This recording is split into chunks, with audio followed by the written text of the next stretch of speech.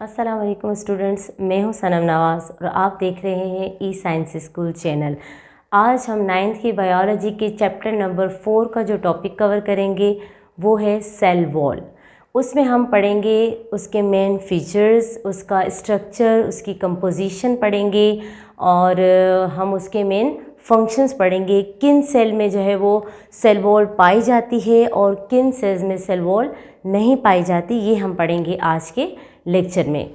तो सबसे पहले हम देखते हैं कि who discovered the cell wall. हम थोड़ा रिकॉल करते हैं अपनी मेमोरी को कि हमने हिस्ट्री में पढ़ा था कि सर रॉबर्ट हुक ने कॉर्क स्लाइस लिया था, उसमें उन्होंने अपने ही माइक्रोस्कोप की मदद से क्या देखी थी, सेल वॉल जो है वो डिस्कवर की थी, dead tissues of the cork slice. तो यहाँ से हमें जो है वो डिस्कवरी मिली थी किसकी, सेल वॉल की। तो who discovered the cell wall, sir Robert Hooke in 1665। ठीक है, अब ये किस तरह की होती है, इसकी नेचर सेल वॉल की, इट इज़ एक्चुअली डेड और non living in nature, rigid and outer most covering. ठीक है, ये आउटर मोस्ट कवरिंग है उसमें, जिसमें फॉर एग्जांपल प्लांट सेल में सेल वॉल पाई जाती है और एनिमल सेल में आउटर मोस्ट कवरिंग नहीं होती, आउटर मोस्ट कवरिंग होती है सेल मेम्ब्रेन, क्योंकि एनिमल सेल में सेल वॉल नहीं पाई जाती। ठीक है, तो ये क्या होती है, डेड होती है, नॉन लिविंग होती है और टफ होती है, रिजिड होती है, क्योंकि इसने जो है वो आगे जाके सेल को क्या देनी होती है, सपोर्ट देनी होती है, और ये आउटर मोस्ट कवरिंग है ऑफ सेल। नेचर इसकी क्या है, परमिएबल नेचर, मीन्स ये सब चीज़ों को अलाउ करती है कि वो जो है वो मॉलिक्यूल्स इन और आउट जो है वो मूव कर सकें, क्योंकि ये परमिएबल इन नेचर है, सेमी परमिएबल इन नेचर नहीं है। और इसकी पोजीशन कहाँ होती है, ये next to the cell membrane. ठीक है, सेल मेम्ब्रेन के बाद में जो है वो आउटरमोस्ट जो कवरिंग होगी वो क्या होगी, सेल वॉल होगी। अब हम सेल वॉल की कंपोजिशन का थोड़ा व्यू लेते हैं। तो मुख्तलिफ सेल्स में मुख्तलिफ सेल वॉल की कंपोजिशन पाई गई है। फॉर एग्ज़ाम्पल अगर हम प्लांट सेल लेते हैं तो प्लांट सेल की जो कंपोजिशन है वो सेल्यूलोज की है ऑलमोस्ट। प्लांट सेल की जो सेल वॉल है वो किस चीज़ की बनी हुई होती है, सेल्यूलोज की। अब ये सेल्यूलोज क्या है, ये एक पॉलीसेकेराइड है जो स्ट्रॉन्ग फाइबर है और ऑलमोस्ट ज़्यादा जो दुनिया में पाए जाने वाला पॉलीसेकेराइड है दैट इज़ एक्चुअली सेल्यूलोज।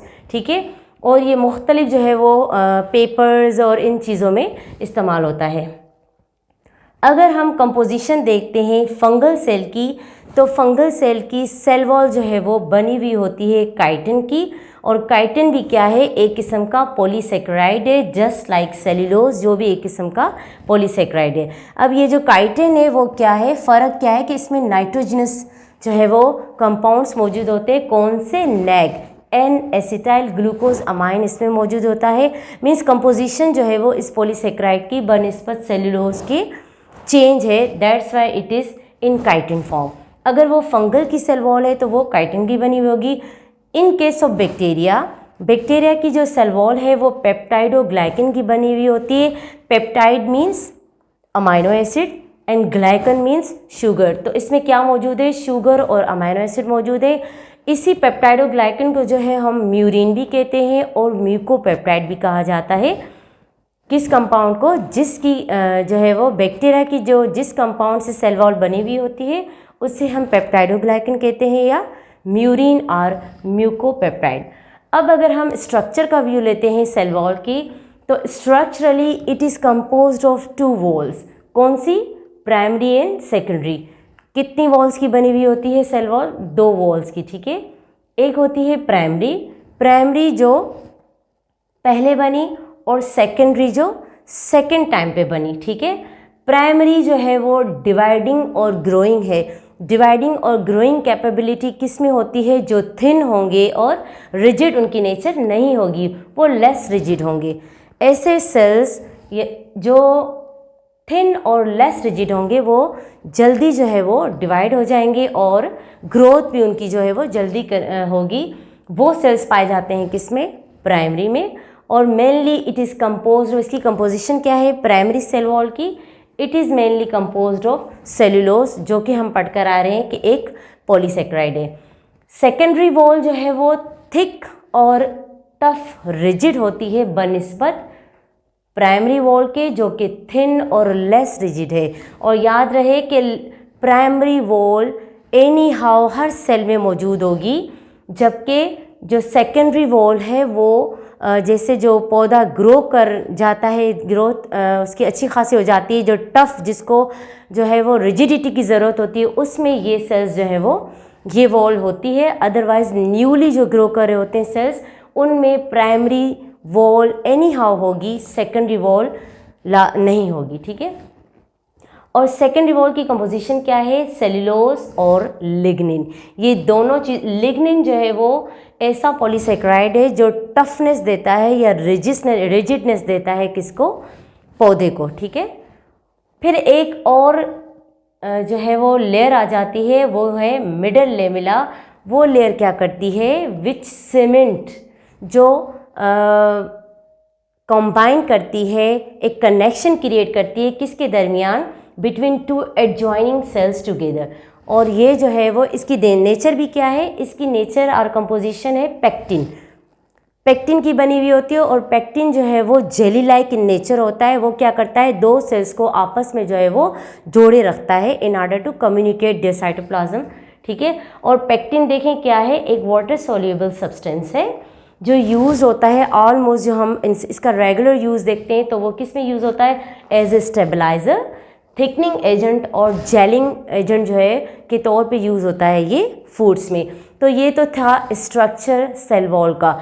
अब हम थोड़ा डायग्रामेटिकली इसको समझने की कोशिश करते हैं। देखें, हमने कहा कि इसमें दो वॉल्स होती हैं, प्राइमरी एंड सेकेंडरी। तो देखें, सबसे पहले बनने वाली लेयर है वो मिडल लेमिला है। ठीक है। फिर प्राइमरी और देन सेकेंडरी। प्राइमरी सेकेंडरी से पहले बनी। ठीक है। अगर हम यूँ कहें कि दो प्राइमरी लेयर्स के बीच में क्या है? मिडल लेमिला है। और दो सेकेंडरी लेयर्स के बीच में क्या मौजूद है? प्राइमरी लेयर मौजूद है। अब होता क्या है कि ये पहले बनती तो प्राइमरी लेयर है, प्राइमरी लेयर पहले बनती है, लेकिन सेकेंडरी लेयर बाद में बनती है, मगर वो होती कहाँ है? Inside of the primary layer. यानी कि प्राइमरी लेयर जो है वो फर्स्ट बनती है। ठीक है। और जो सेकेंडरी लेयर है वो सेकेंडली बनती है, लेकिन वो मौजूद होती है inside of the primary wall. ठीक है। जो थिकनिंग देती है, और वो ऑलमोस्ट सेल में नहीं होती, वो चंद प्लांट्स में मौजूद होती है जिनको रिजिडिटी की ज़रूरत होती है। ठीक है। बाकी जो है वो प्राइमरी वॉल जो है वो हर न्यूली ग्रोइंग सेल्स में ज़रूर होगी। ठीक है। और अगर इन केस दो सेल्स जो है वो ज्वाइन कर रहे हैं तो उनमें उस वक्त जो है वो उनकी ज्वाइनिंग का रीज़न क्या होगा? मिडल लेमिला उस वक्त ज़रूर मौजूद होगी, क्योंकि यही मिडल लेमिला है जो दो सेल्स को आपस में जोड़े हुई है। फॉर एग्जांपल, हम ये देख रहे हैं, दिस इज़ द सेल, ये जो है वैक्यूल न्यूक्लियस, और ये देखें दो सेल्स हैं, ये आपस में ज्वाइन हो रहे हैं दिस मिडल लेमिला की वजह से। और ये जो आउटर लेयर है वो क्या है? प्राइमरी है। ठीक है। और जो इनर और थिक है बनी बाद में है, लेकिन मौजूद inside of the primary layer है, ये है सेकेंडरी लेयर। और जो इन दोनों के बीच में है वो क्या है? Middle lamella. ठीक है। अब हम आते हैं फंक्शंस के ऊपर के सेल वॉल के मेन फंक्शंस क्या हैं। तो सेल वॉल जो है वो देखिए आउटर मोस्ट कवरिंग है प्लांट की, तो वो क्या देती है? सपोर्ट प्रोवाइड करती है, सपोर्ट देती है और प्रोवाइड करती है रेगुलर शेप को। ये आउटर मोस्ट कवरिंग है, ये रिजिड होती है और जो है वो टफ होती है, तो ये क्या प्रोवाइड करती है? सपोर्ट देती है सेल को और एक रेगुलर शेप प्रोवाइड करती है। और प्रोटेक्ट कैसे करती है? ये जो इनर जो पार्ट है, रिमेनिंग सेल का जितना भी इनर पार्ट है, उसको प्रोटेक्ट भी करती है सेल वॉल। उसके अलावा इसका काम है कम्युनिकेशन का। किस तरह सेल वॉल जो है वो कम्युनिकेशन करती है? फॉर एग्जांपल, प्लाज्मोडेस्माटा के ज़रिए जो है वो दो सेल्स आपस में अपना साइटोप्लाज्म जो है वो शेयर करते हैं। तो ये क्या है? एक कम्युनिकेशन है, सेल वॉल का एक फंक्शन है। ठीक है। With stand the turgor pressure. देखिए, टर्जिडिटी को मेंटेन रखती है ताकि प्लांट जो है वो विद स्टैंड कर सके इन हार्श इन्वायरमेंट। फॉर एग्जांपल देखें, ड्यू टू द वैक्यूल, ये वैक्यूल क्या करता है, टफ और रिजिडिटी प्रोवाइड करता है सेल को, तो वो सेल का जो टर्गुलेंट प्रेशर है वो मेंटेन रहता है। और ये परमिएबल इन नेचर है, जो परमिएबल इन नेचर होगी तो ईजिली जो है वो न्यूट्रिएंट्स जो है वो throughout the cell transport कर सकेंगे। ठीक है, तो ये हम ओवरऑल थोड़ा व्यू लेते हैं कि हमने आज के लेक्चर में क्या क्या पढ़ा, कि क्या इसकी नेचर होती है और कंपोजिशन जो है वो मुख्तलिफ सेल वॉल्स की क्या क्या होती है, उसके स्ट्रक्चर में जो है वो प्राइमरी और सेकेंडरी लेयर्स मौजूद है, और ये किन किन चीज़ों की बनी हुई है ये हमने पढ़ा। और इस डायग्रामेटिकली हमने समझा कि पहली लेयर कौन सी बनती है, देन कौन सी बनती है। ठीक है, और ये हमने पढ़े सेल वॉल के फंक्शंस। तो उम्मीद है कि आपको ईच एंड एवरीथिंग आज के लेक्चर की क्लियर होगी। इंशाल्लाह नेक्स्ट लेक्चर में हम पढ़ेंगे सेल मेम्ब्रेन। अगर आपको मेरे लेक्चर्स अच्छे लगते हैं तो सब्सक्राइब करें, लाइक करें और शेयर करें, और कमेंट्स भी दें ताकि मैं अपने लेक्चर्स को इम्प्रूव कर सकूं। थैंक्स।